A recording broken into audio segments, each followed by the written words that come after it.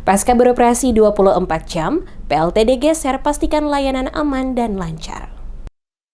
PLTD geser sejak dioperasikan 24 jam pada tahun 2024 lalu hingga saat ini berjalan aman dan lancar, tanpa hambatan pada mesin maupun jaringan.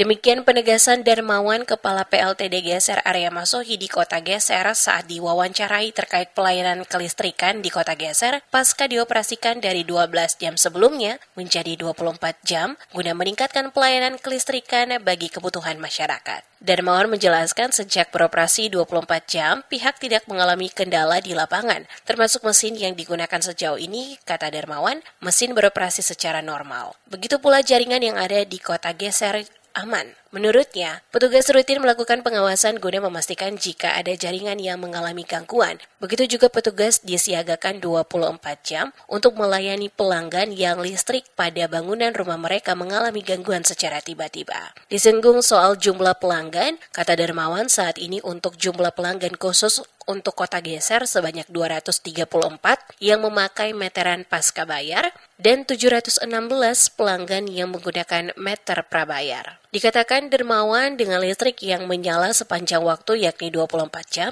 diharapkan produktivitas masyarakat dan kegiatan ekonomi terutama di sektor perikanan dan kelautan dapat meningkat. Menurutnya, perluasan layanan 24 jam ini merupakan upaya PLN untuk terus meningkatkan pelayanan dan mendorong pertumbuhan ekonomi di daerah-daerah termasuk Kota Geser.